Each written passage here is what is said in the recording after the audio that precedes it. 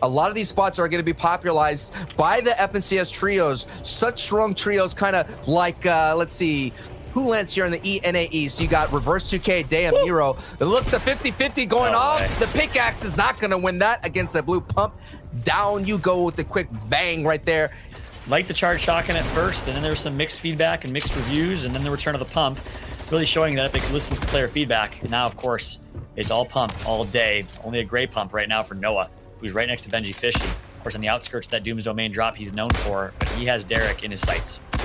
Yeah, Noah Riley, who's in our top 5 at the moment with a strong aggressive play. And you're seeing the trick-or-treats in the inventory, the candy corn in the inventory. It gives you some HP over time. It's like a slurp mushroom. Candy corn, I have to say this right now, has no business being a Halloween candy. Fallout, that was hot.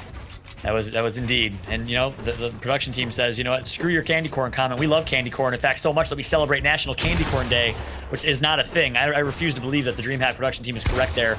I want a source check, and I want one ASAP. There should not be a candy corn day because candy corn should not be Halloween candy. I completely agree wholeheartedly with my man Sancho, as now Noah finds himself in elimination and says, you know what? I'm proven that candy corn is delicious because I ate some candy corn and found success. Candy corn also should not heal you. So this is going to be a big time start for them. Now, this is not Thomas HE. This is not Gamma Gaming's Thomas HE, but it just shows you the fandom that Thomas HE is building in the community. Or, this is I don't know. No, trust me. This is a sign of respect. Thomas HE has Gamma in his name because he's signed with Gamma Gaming. Yeah, you're right. I know that. Yeah, so, I'm just saying, or Thomas is just a pretty common, popular name, you know? I'm just kidding. I'm just joking. Thomas with the 0? Perhaps. Yeah, perhaps exactly. Not. But hey, this is what a great story point to kind of talk to you, everybody out there that's never seen Fortnite competitive. Players tend to change names, which is always a challenge for broadcasting. But when a player changes their name to another player's name, like Fishy, RR, Thomas, that is a sign of like, hey, I'm a big fan of their game. I have to look for that clean shot. And John 22 has some clean movement, Fallout. Yeah, listen, as a fellow John, I'm rooting for John here. The Johns have to stick together. Yeah, but he's John with an H, though, That's John. true. Listen, you ruined it because if he was going to die, I was going to say the reason he died was because he spelled his name wrong. Now I can't say that because especially because he got the elimination. Johns are just great. John's on top. It doesn't matter. We don't discriminate around here. I almost called you Shio. Oh, no. Smart. That was actually kind of smart. I like that. That was good. He uses the car to find the bush and says, you know what? I'm just going to ghost ride the whip for a second, get out of the car, get in the bush, and get some instant cover. And that gave Juan Last the slight advantage in the first shot advantage, the first mover's advantage in this fight. We'll see if he can capitalize on that. Smart play so far. Of course, I think that was Reason I may have seen nearby. Not sure if it was. We know Reason likes to drop Holly Hedges. And this is a rotation towards the late game, so I can't see who that player is to his left, but Juan Last needs to be careful of this third party coming through. Nice job right now controlling this fight. Ooh, and I was going to say, I was looking for the crash pad play to get in there to be the box breaker. Decides to save all that utility, knowing how valuable they are. As Jamside picks up an elim here.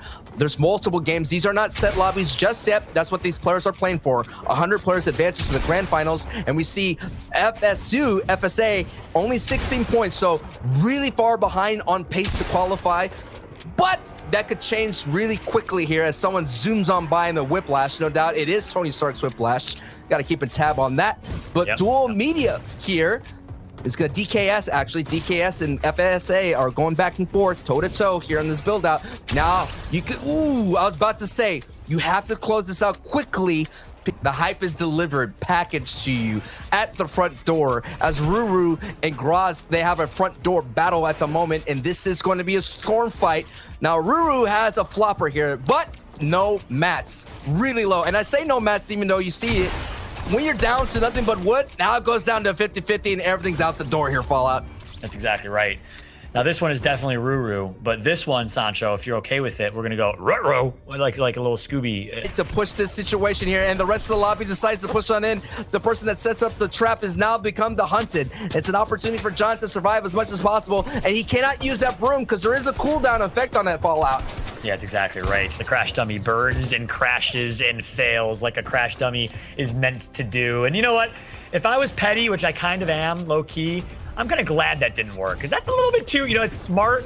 Some casters get hyped by that. I get hyped by certain things, but that was pretty darn cheeky, and it failed. So, kids, I know you see clips on Twitter. And I know you want to do the same thing by Mr. Savage, like all those players do. And that's a nice headshot through a wall. No, I'm just kidding. That's obviously a spectator mode. That's through the window. Through the window, not through the wall. Yeah, exactly. I was joking. Yeah, I was joking. But you know, he's like going into the circle with only half the max resources is going to be a problem. And when you have this golden loot, the pressure is kind of on you not to mess up because these are very strong weapons. And now the lobby's focusing on him just a hair. He's just trying to make his way. And actually, he picks up some nice like vulture opportunity right there, and he has to use this mobility.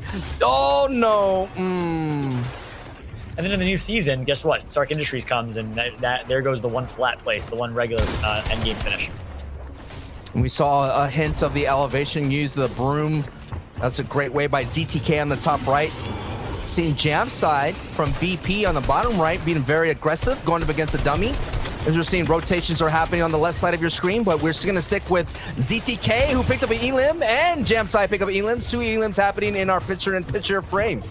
Yeah, Jam side, the Russian of Virtus Pro, one of the most dominant CIS or Eastern European esports organizations. If you haven't heard of Virtus Pro or VP, look them up. They've been doing it for a long time across a variety of titles, not just Fortnite. They, of course, have Kiriachi and Jamside, the 2 Russians that have really performed incredibly well. We're going to see what Jamside can do here. Meanwhile, ZTK trying to try his own luck.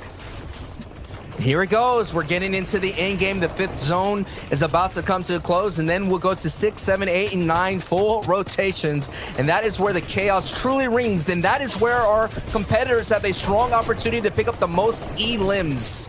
Now we're taking a look on Jam side. On the bottom side, a little bit of lobby focus to deal with. Someone's on his front door. He has really low builds, only 4 builds on your bottom right, but picks up a nice pre-fire elimination right there with the purple pump. And let's see if he gets the builds that he needs. Now we're going to go to the left side. We're seeing at height is Tinkos sitting at height looking strong. As the rest of the lobby, there's a couple of people at the mid ground. On your right, top right, ZTK picked up a big Elim, but it's Gem side with 4 Elims, 97 points, and the materials and the power to maybe get himself a Victory Royale Fallout. That's exactly right. We'll see if he can do it. Matt's not looking great, though. Down to just 60 total builds. Make it 50 in the blink of an eye. He has good loot, has good inventory. Needs to find at least 1 or 2 eliminations because, you know, we still have a long ways to go here. We're in Storm 6 out of 9. Meanwhile, we got a replay of Prophecy Kiox making a quick edit from ground control and taking down Halo FN from the sky like he's Major Tom.